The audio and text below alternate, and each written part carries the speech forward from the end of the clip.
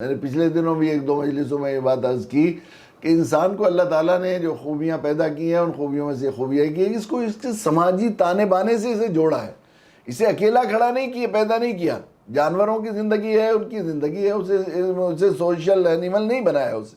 سماجی حیوان نہیں بنایا، اسے سماج کے سسٹم سے نہیں جوڑا. ایک جانور اکیلا اپنی زندگی لے کر آئے اور زندگی لے کے گزار کے چلا جائے، اسے کوئی ضرورت نہیں دوسرے لوگ. لیکن ہمیں کچھ رشتوں سے جوڑا ہے، کچھ سوشل رشتے ہیں ہمارے، کچھ نسبی رشتے ہیں، کچھ روحانی رشتے ہیں، کچھ انتظامی رشتے ہیں. انتظامی رشتوں کا یہ انسان ہر وقت ایک دوسرے کا محتاج ہے. چھوٹی سے چھوٹی اور بڑی سے بڑی ضرورت انسان کی انفرادی طور پر پوری نہیں ہوتی، اس کو ضرورت ہے اس سماج کی، پورے اس سماج کی.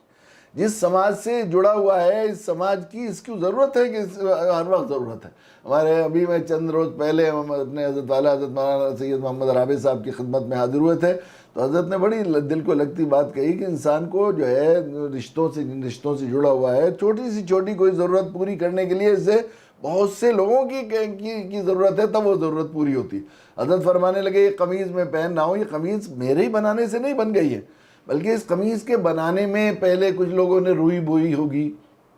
کپاس بوئی گئی تو اس میں بیج کہیں سے آیا ہوگا، بیج آیا تو اس میں پانی چلایا گیا ہوگا، پانی میں جو ٹیوب ویل چلا ہے اور ٹیوب ویل کے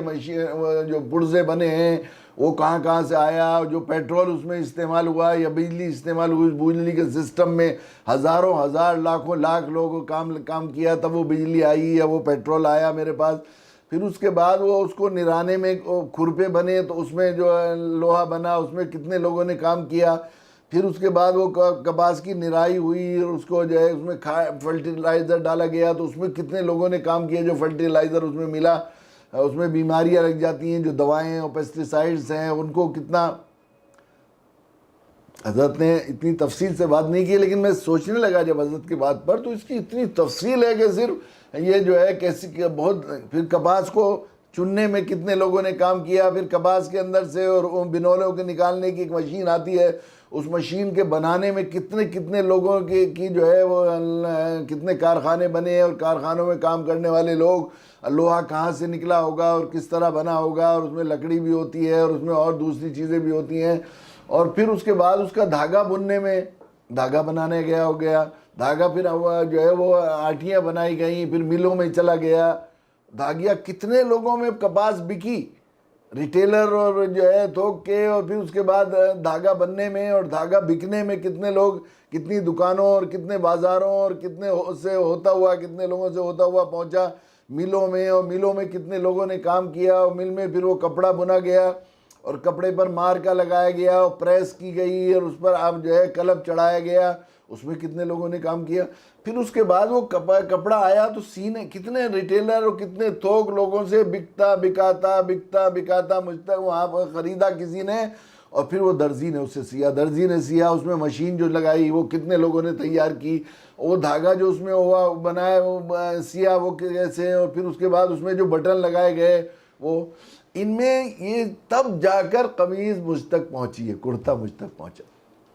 اب ان میں سے ایک بٹن ہی نہ ہوتے تو میں پہن نہیں سکتا تھا، دھاگا نہیں ہوتا تو میں کپڑے کو پہن نہیں سکتا تھا، روئی نہ بنتی تو کپڑا ہی نہیں بنتا، کوئی بھی ایک چیز. تو جتنے لوگوں نے کام کیا ان سب کے واسطے سے اور سب کی کوششوں سے یہ مجھ تک پہنچا، ان کی ایکٹیویٹیز سے.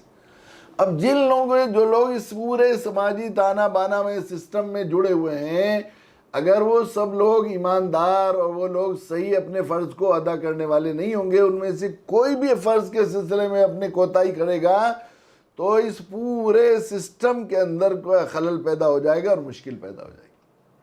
تو یہ ایک چھوٹی سی ضرورت ہے زندگی کی، ہر ضرورت میں یہی بات ہے. تو انسان جن رشتوں سے، سماجی رشتوں سے جڑا ہوا ہے، نسبی رشتوں سے جڑا ہوا ہے، روحانی رشتوں سے جڑا ہوا ہے، انتظامی رشتوں سے جڑا ہوا ہے، کسی کمپنی میں ملازم ہے، اس کا مینیجر ہے، اس کا اور بڑا افسر ہے، اس کا جی ایم ہے، اس کے بعد اس سے جو ہے تو یہ سارے جتنے لوگوں سے اس کا واسطہ ہے، روحانی رشتے ہیں، نسبی رشتے ہیں، انتظامی رشتے ہیں، سماجی رشتے ہیں، جن کے ساتھ رہ رہا ہے، پڑوس میں رہ رہا ہے، تو پڑوس والے اگر اپنی ذمہ داری کو ادا نہیں کریں گے اور ان میں سے ایک کوتاہ کرے ہو جائے اور ایک ذرا برا پڑوسی مل جائے تو پورے پڑوس کی زندگی جہنم بن جاتی ہے.